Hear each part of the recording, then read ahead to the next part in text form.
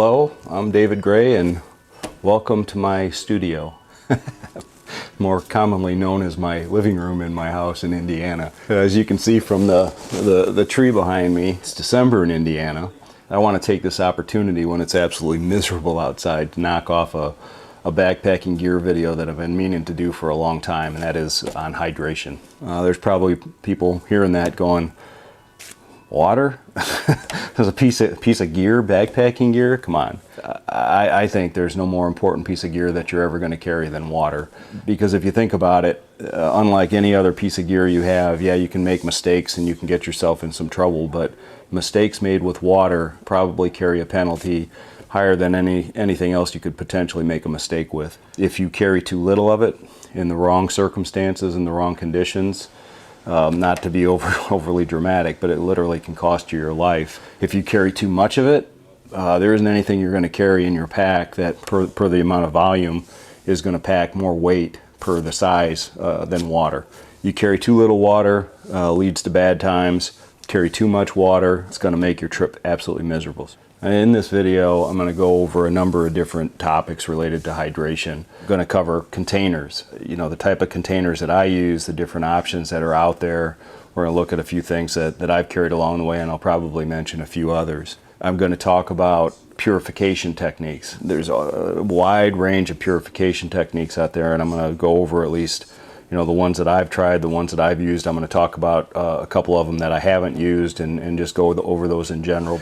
I'm going to talk about additives, the kind of things that I put in water, that you can put in water, everything from electrolyte tablets to recovery drinks, energy drinks, flavoring agents, whatever that you want to put in there. And then finally, I'm going to talk about how much water to carry, which is probably one of the most important things that we need to discuss. And as you've probably seen from a number of my videos, especially this year, I'm going to be giving you that advice from somebody who's made some mistakes in how much water to carry. But having said all of that, the one thing that's very important to keep in mind is whatever water strategy that you use is one that you have to feel comfortable with. I still obviously make mistakes and I still learn from it and adjust my strategy accordingly. You don't want to make mistakes when it comes to water, and if anything, I would recommend erring on the side of being conservative. In other words, carrying too much water rather than too little water, getting aggressive and trying to cut that weight, which is always tempting. God, I really don't want to carry that extra liter up this hill. Certainly until you become really comfortable with what you're doing, I would recommend erring on the side of having too much water rather than too little. So having said that, let's get into it.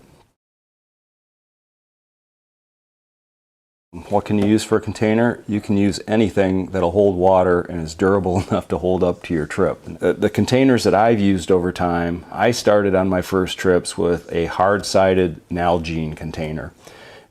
It was a bulletproof bomber container. Carried it on the first few trips that I had. Didn't know any better, but it weighed a ton. I think it's on the order of half a pound per container. So one of the first changes that I did as I got into shaving a few grams is I switched to what I call a soft-sided Nalgene, or a translucent Nalgene. Basically looked like the same container, but that weighs about half as much. One of the things that I really do like is the markings on the side. It has ounce markings that are pretty accurate, and when I do my meals for the night and I know I need to add a cup for Mountain House or whatever it is that you use, so I use that all the time. The other container that I use nowadays for supplemental containers, it's a Platypus soft bottle. They weigh next to nothing. I think they're sub one ounce. You can roll them up into very little storage area. The downside of it is they're next to impossible to just dip in a stream and fill up. And that's why I carry the soft-sided Nalgene. I only carry one of them, but I use it as my fill bottle for everything.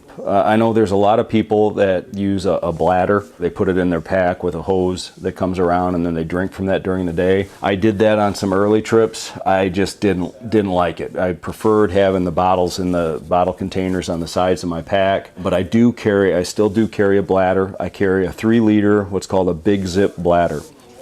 And I really like that zip closure because it makes a really nice wide opening that I can use for, filling it very quickly. And then I've modified it with a shortened hose. I've shortened it to about less than a foot. I'll hang it from a tree with a carabiner, and then I've just got that short section of hose that I'll use for everything from washing my hands and face, brushing my teeth, and that's worked extremely well for me. One of the other containers I carry, and this kind of touches on reuse of other bottles that you might get that are quote free. I actually have a shoulder holder for a bottle on my Z-Packs Arc Blast pack. This year, when I did the Rocky Mountain National Park trip, I actually went into a gas station to get the water bottle, and I found a 20, or maybe it was even a 22-liter Smart bottle, which was absolutely perfect. It's slightly bigger than a half liter. It's a very solid, durable water bottle that's not going to break on you like some of the cheap, soft plastic ones. I do refill that one. Some people do that with all their bottles. They'll get like a 1-liter Gatorade bottle and reuse that. Everybody seemed to be doing that when I was on the Appalachian Trail, and that's perfectly fine. They're durable bottles. That's it for my containers. That's the containers that I use when I go backpacking.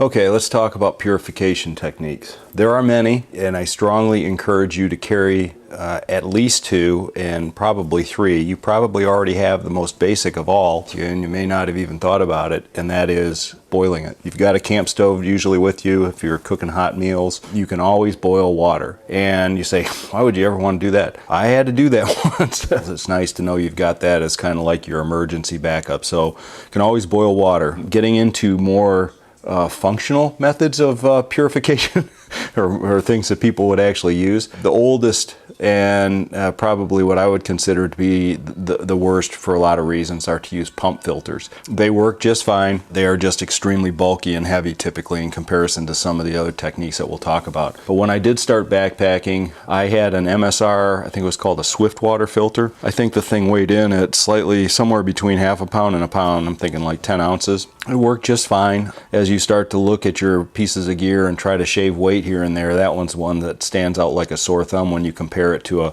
a couple ounce Sawyer Mini filter or 1 ounce, Aquamira kit. In the next category of filters that are not pump filters, the one I need to talk about is the Sawyer Mini. It's, what do they call it? Ubiquitous, meaning everywhere. When I went on the AT hike in April of 2016, I think probably 90 to 95% of the people that I met filtering water were all doing it with a Sawyer Mini. Everybody, every thru hiker use the Sawyer Mini.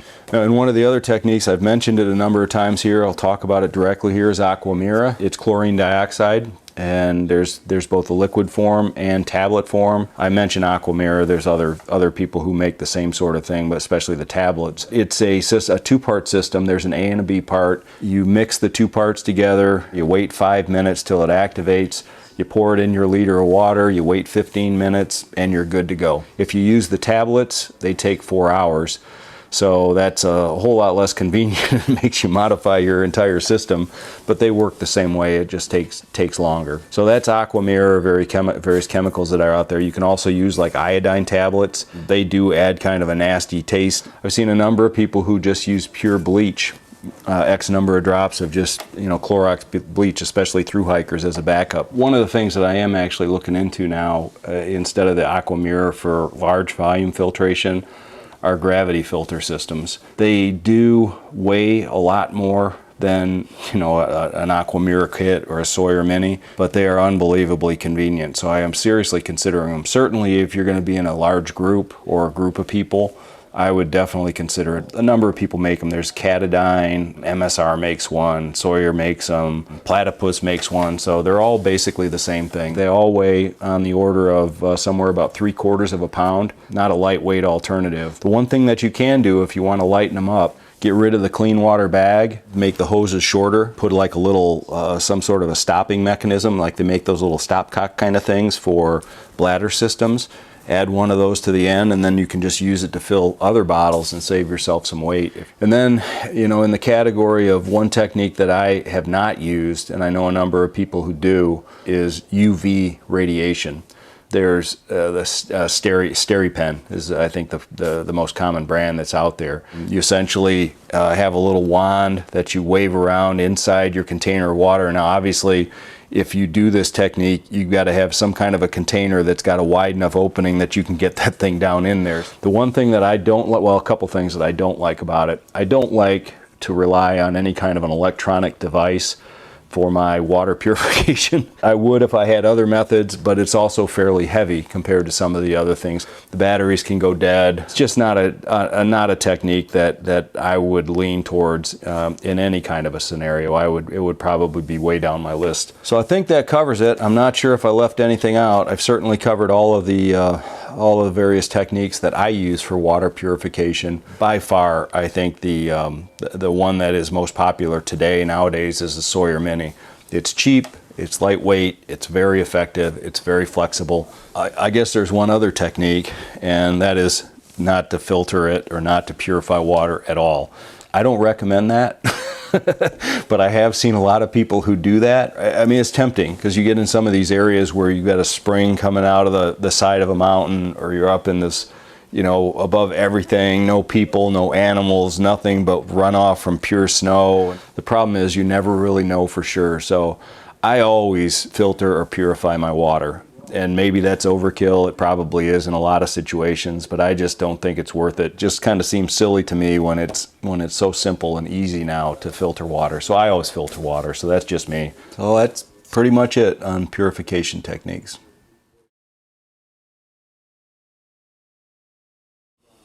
Okay, now let's get into additives. And what I mean by additives are anything that you're going to add to the pure water. The amount of things that you could put in water is pretty much infinite. It's everything from Powerade powder, iced tea powder, electrolyte tablets, electrolyte powder, electrolyte liquids, recovery drinks, energy drinks. It's just everything. The amount of things that are out there on the market is pretty much infinite. So I'm going to talk about what I add to my water. So these are the various things that I currently add to the water that I carry on backpacking trips. It's everything from recovery drinks to electrolyte tablets. Be starting to carry some sort of energy electrolyte drinks as I go into 2017 to try to resolve some of the issues that I had in 2016. So the things that I use are things that I feel comfortable with and that I have settled upon as what I use today.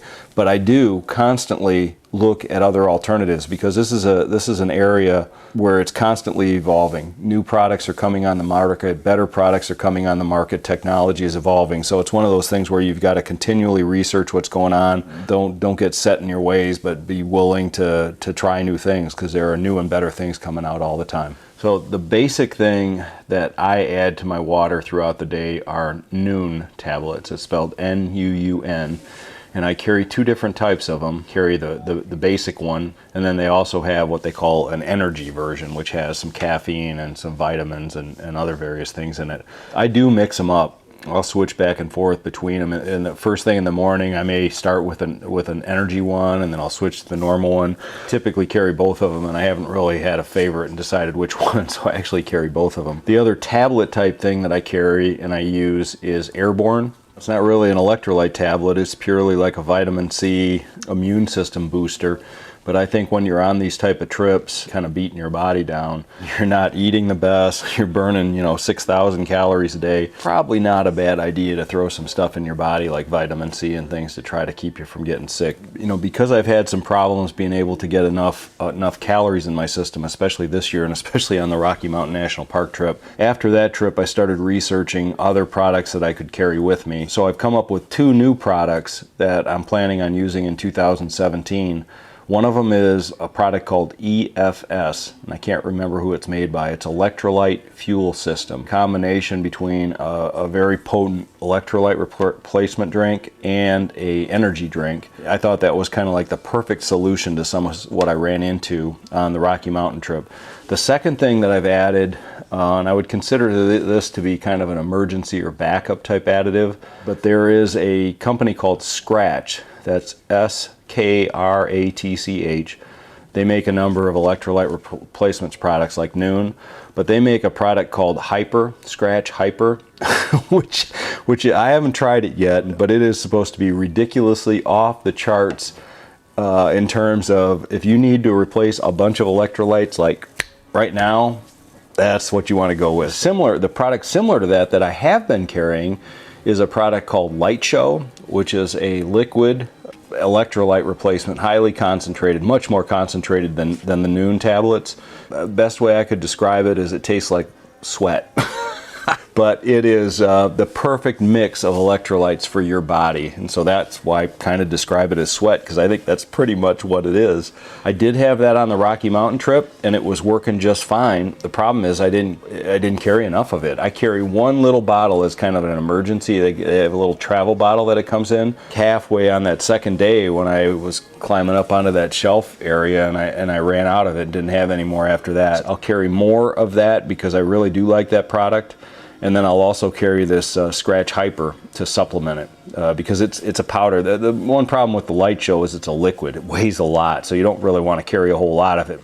The other thing that I carry, you've heard me talk about a number of times, is Endurax R4. And it is a recovery drink that you drink at the end of the day, and it works remarkably well. They advertise themselves as the gold standard of recovery drinks, and I couldn't argue with it. It weighs a ton. You use just a staggering amount, and you use 2 huge scoops of this stuff in 1 liter of water. You're thinking to yourself, this is going to be like this thick pasty type thing, but it's not. When you've had a long hiking day, say you've hiked 15, 20 miles, and you've got that feeling like that you just have exhausted every little bit of energy that's in your body, all the glycogen that's in your muscles, all the, everything is gone. You're just depleted. You drink that stuff at the end of the day as soon as you get into camp, and it literally feels like you're a dried sponge because all your energy's gone, and you're getting the liquid to expand the sponge again, and you can almost feel it going into your muscles. And the difference it makes on how you feel that next day is absolutely remarkable. I am not affiliated with the company in any way. Every time I've said these things, all my Dunkin' Donuts things, and everybody thinks I work for Dunkin' Donuts. I don't work for Endurax or R4 either, but they make a hell of a product that I heartily endorse. So that's pretty much the additives that I use. Hopefully that helps explain my strategy and my technique. And again, the one thing I would recommend is find something that works for you. Constantly be looking at it, analyzing it, seeing what you can do better, seeing what works, what doesn't, and constantly evolve your system. Okay, our final topic. How much to carry? How much water should I carry? It depends. I know that's an unbelievable cop-out answer, but it's true. It depends on where you're hiking. It depends on the time of year that you're hiking, the climate, the topography. Depends on the water sources, and actually even more important than the water sources is your knowledge of the water sources. How well do you know where they are? How well do you know that they're flowing or not? It depends on the time of day. Well, it also depends on whether you're going to be in a dry camp or a camp that has a water source nearby, a reliable water source nearby. Because if I'm heading into a dry camp, I've got to carry all the water that I need for that night and what I'm going to need the following day. It's kind of a cop-out answer to say it depends, but it really does. Now, having said that, how much water do I typically carry? I carry 1.5 liters. Under normal circumstances, in a place that's got plenty of water, like Glacier or the Rocky Mountains, where I know I'm going to be coming upon streams all over the place. During the day, I always just typically carry 1.5 liters. I've got the 1 liter platypus that's typically full, and then I've got the 1/2 liter bottle that I carry in my shoulder strap of my Z-Pax Arc Blast. Now, having said that, I've run into a couple situations even this summer where I should have carried more on certain occasions. Even the Appalachian Trail trip, where I knew where all the water sources were. I had a guidebook. It told me where everything was. The problem I had is it was a very dry spring. They were in a drought kind of condition, and I couldn't find some of the springs. I don't know if they were there or not. I was hiking by myself. Nobody could tell me here's where the spring is. You run into that kind of a situation where the water sources are X number of miles apart. I should have been carrying a little more water. It was my first experience on the AT, and I was underestimating what it meant to hike 5 miles between water sources in that type of terrain. And I got thirsty a couple times. It was never life-threatening. It was never even really uncomfortable or unpleasant. it was just stupid. You know, having said that, I typically carry 1.5 liters, but I will fill upwards of 6 to 7 liters when I'm in camp. If I have a known water source somewhere near camp, I won't worry about filling anything up going into camp. Once I get camp set up, then I'll, you know, dump my tent, do everything I need to do, grab all the containers, head down to the water source, fill everything up, and then do my my filtration or my purification once I get into camp. If I'm not sure, like a perfect example is when we went into Ash Gap on the Appalachian Trail, that water source was listed as unreliable. And I had already gone past a number of reliable water sources that I couldn't find. So I basically was counting on that not being there. And it was at the end of just a brutally long day. The last thing in the world I wanted to do was, you know, have to carry an extra 5 liters of water up that mountain, you know, heading into Ash Gap, but that's exactly what I had to do. So I found a water source about 2-3 miles short of Ash Gap, and I filled up all the containers that I need. Now, I didn't fill up 7 liters. I filled up the absolute minimum I would need for camp and to get going the next day, which I think was on the order of 5 liters. That's what I'm saying. It just absolutely depends. The other thing it depends on is, for me, I need a lot of water. I'm a big guy. I sweat a lot, especially when it's warm out, and I need to have a lot of water. Other people don't have the same water needs that I do, so it also depends on your body and how much water that you need. I will tell you this, you don't want to run out of water.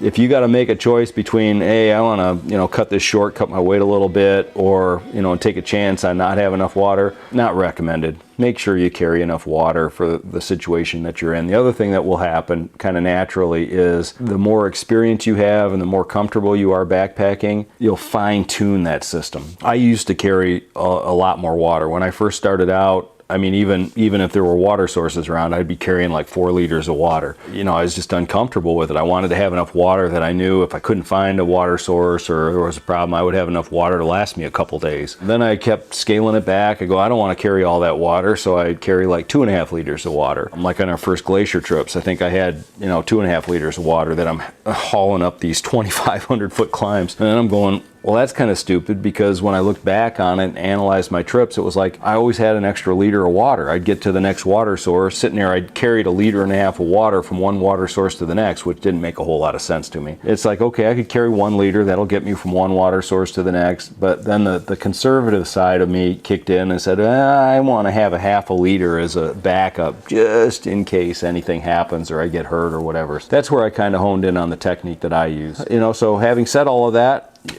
you have to adjust your strategy for the conditions, where you're going to be hiking, your body, the climate, time of year, 100 different factors that you need to weigh into it. Your experience level, your comfort level, your physical ability, and how much weight that you can carry. Having said that, the answer for me, the simple answer is I typically carry 1.5 liters under normal circumstances during the day. And then I have upwards of 6 liters or so while I'm in camp. Anyways, hopefully that helps, but that's on how much water to carry. So there you have it. That's my hydration video. I'm sorry it took me so long to get it out there. I know I've been mentioning it to a number of people that I was putting it together, but I hope it's been useful to you and you've gotten some good information out of it. Leave me questions if you have them, and have a happy holiday, everybody. See ya. Till next time.